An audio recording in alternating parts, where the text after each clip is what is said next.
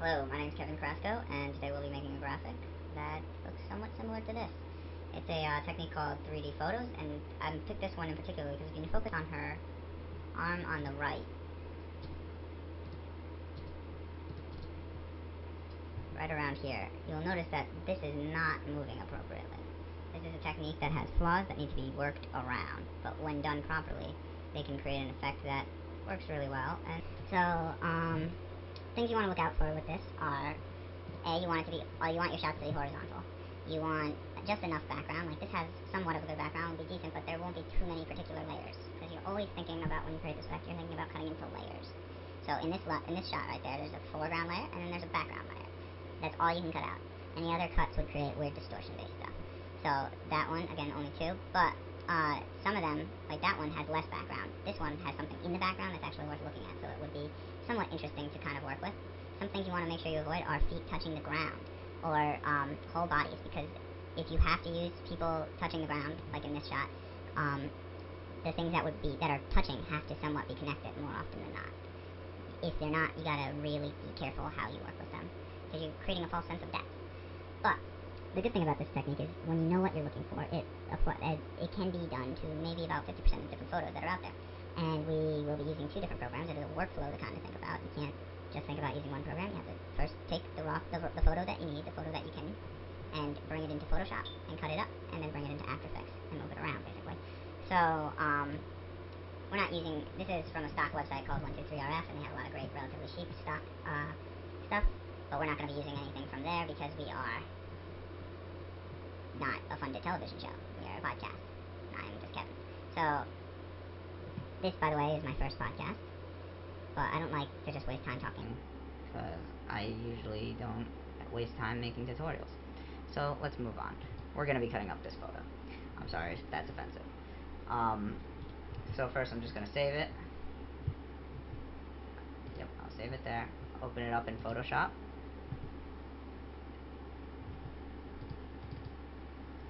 Now first you're going to want to be isolating the different layers. There's a few different to play with around here. If you notice, this guy is probably going to be on his own layer completely. This guy can be as well. This guy and this guy will also be on their own layer. So we have a few different layers to think about as far as foreground layers, and then we have one main background layer, which they're all kind of sitting behind. So the first thing we need to do is isolate different elements using the quick selection brush. Not the quick magic wand, that would be ridiculous. But the quick selection brush works relatively easy. You just brush over the area that you need. It's this one right here. If you hold it down, you get the quick selection brush, you got the magic wand tool. I'm sorry if I'm going too fast, but you guys should know about this. If you don't know about the quick selection tool, I would look into it more because it's very important. The next step. Next one is when you have the quick selection tool selected, you have this refine edge button right here. This is the refine edge palette. It takes your basic selection that you made and opens it up.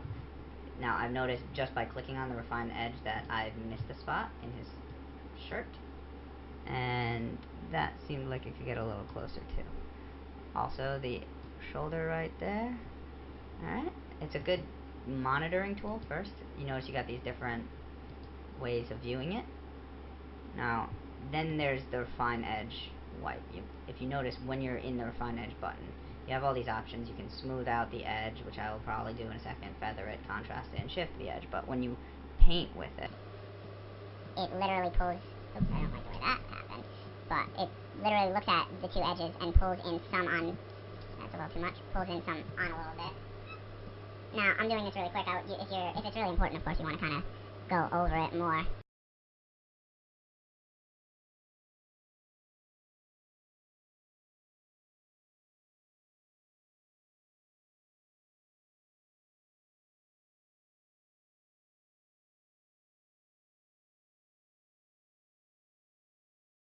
his hair is semi-transparent. So next I'm going to do a smooth about 7%, and some people might disagree with me on this, and depending on the photo, this might not be the best solution for this, but in my opinion, I find this is the best out of a majority of the time. Okay, so I'm going to press Command J, which isolates this layer, so I'm going to turn off the background, and that's basically what I got right there. That's way too much of the hair removed. but I'm moving on because I don't have time to go over that again.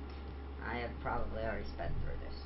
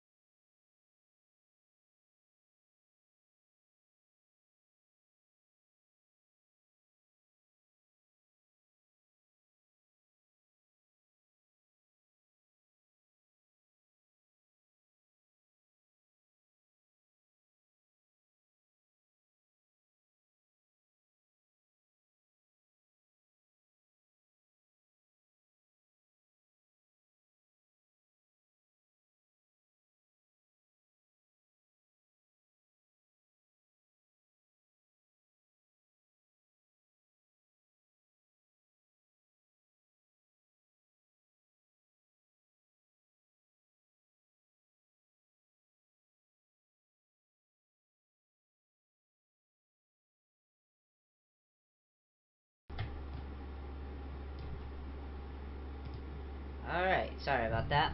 No, I fucked up a lot. I'm actually just now spot healing my way out of it. Now, there are a lot of mistakes to this. It looks really bad in a lot of ways. But the thing is, a lot of times you can get away with a lot of just shit in After Effects and the stuff that was covering up. But anyway, the basic idea is, as you can see, I've isolated the two elements on here. I've isolated this guy pretty poorly, and I've isolated that guy pretty poorly as well. I've also isolated that guy over here. And I'm about to... So basically what I did was I just did a quick selection. And I had... and I pressed Command J, moved into another layer.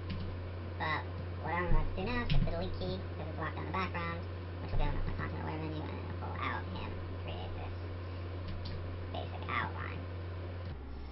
Then take the spot healing brush, deselect, start spot healing away at the areas that created a little outline of him.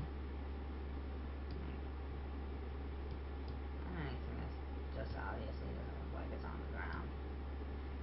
Basically, we're creating a rough approximation.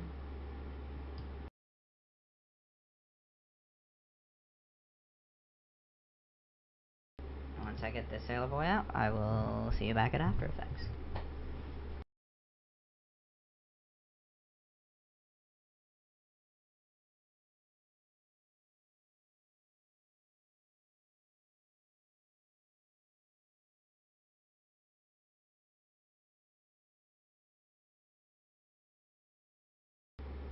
Alright, now we're back in After Effects. Sorry about that. I just saved the previous thing as a fucking Photoshop file, and I am going to use the Photoshop file. Sorry if my After Effects looks different. I don't give a fuck. You learn how to use Windows. There's one window up here, and it has every fucking thing in it. If you don't know how to use that by now, it's like in every program. When the windows change, you can drag them around. I have no time to deal with people. Alright, I just saved it in my Dropbox. That thing. And the way you bring it in is actually very important. We don't want it to bring it in as footage, but we want to bring it in as composition. If you need exact layer sizes for any reason, you can do that too. I'm actually going to choose that. I don't really need it, but I'll do that. In case the layer is larger than the actual background, it won't clip anything, but I don't know. Never really a big deal. Either way. So it creates this composition when you do that. And you don't want this composition. But you might not. I don't. It's just basically a composition created out of pulling all these photos together. I'm going to create a new composition and make sure it's at 1280 by 720 square pixels. Okay. And then, so what you notice is all the layers that I made in Photoshop are retained and brought in After Effects, including the background. I'm going to start by bringing the background in here, pressing S for scale and scaling it down just a touch. And then hitting this little box right here, turning it 3D, pushing it back. And then stupidly scaling it back up because I'm an idiot. Alright. Next, I'm going to with the most important. Let's see how this guy looks. He looks relatively good, in my opinion, for spending 2 goddamn seconds on this thing. Alright, I'm gonna make this guy 3D as well. So, you can make them 3D as they go in, or you can make them all 3D at once. It's really not an issue, because After Effects allows you to move between 3D and 2D layers. So, shoot.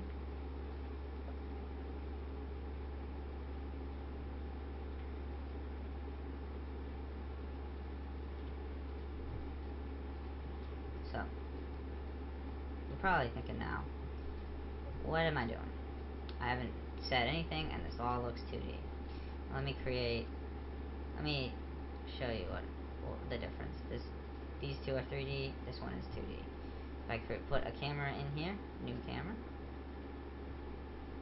you saw the background change because it has to do with zooms and how it looks through the camera. Press the C tool for the camera tool, and then start orienting around. You see one of those is not like the other. And this is the important technique. You gotta understand with After Effects, in my opinion, you have to understand that some things can be in 2D while some are in 3D, and that allows for a lot of different play. Like, notice I can orient, but that guy's hand always stays pointing. That could be a cool technique that someone's looking for. I'm not really doing that. Gonna throw this guy in. Bring him back up. See and deal with him. Over here. And then bring this guy in. Drop that guy over here. And then I'm gonna turn these 3D as well. So I'm gonna switch to multiple views. Got some multiple views up here. I got my background layer. It's obviously not what I want it to be. I'm gonna move it back to around here. Basically, when you got however far back you move it, creates more depth, it creates more movement. So you want something that feels realistic. You can use the camera tool and kind of orient yourself to see how much play you have. So basically, I say play, and I say you should actually be playing with it, because playing with the model allows you to understand how to move around it. Each thing kind of moves differently. So, I'm going to undo my camera move. I'm going to actually move that up a little more, probably to about here, on the edge of the comp. So, if you can't tell, this is the top view, this is the camera view. So, I'm going to orient myself right here. That movement fits a little more to my liking. But I do want to play around with some of the arrangement. Notice I got this guy in front of that guy. I don't want that. This guy is a little bit in the background, but not as far in the background. So if you notice, these arrows are 3 different axes, and they represent 3 different ways. So the Z axis is the blue one here, and I want to pull that maybe halfway to where the road is. If you go beyond where here, let me move this move forward. So if you notice, I move him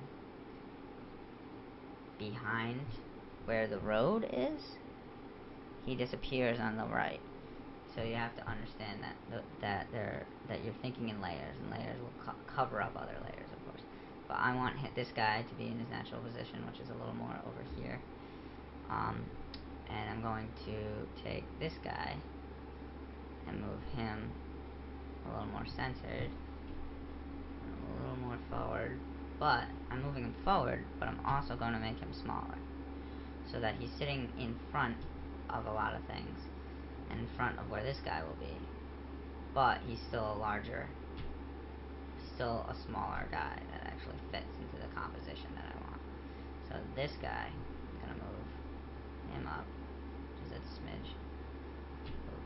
Move his size to seem something that seems a little bit appropriate. And move this guy back a little bit. So now, when I rotate around to play, I got several different characters moving. Cool. So,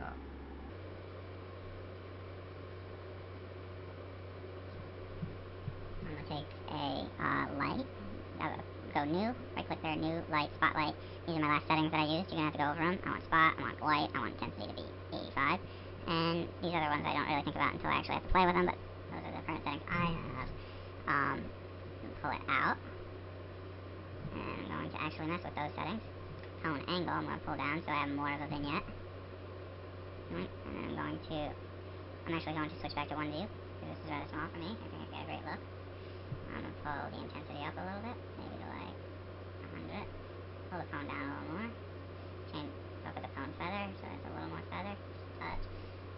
So, I'd be curious to what that really did. Click off a bit, and then let me click that to that, that to that, that to that. Actually not as happy with that overall, so I'm going to pull it back even more. Oops, didn't mean to do that. So, that to that, that to that. Alright. I got a light in there. I'm going to throw a Gaussian blur now onto the background.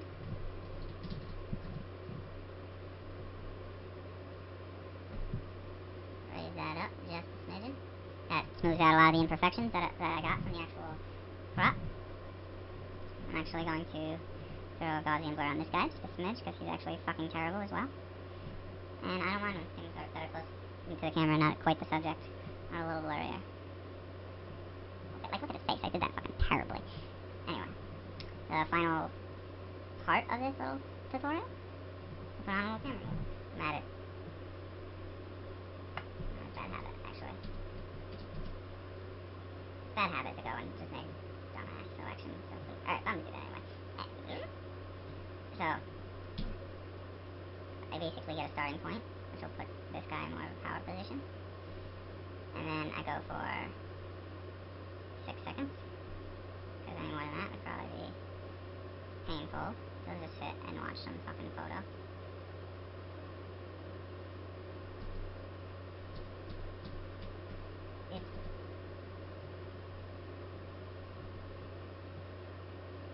So I'm gonna check that. It's basically going like that.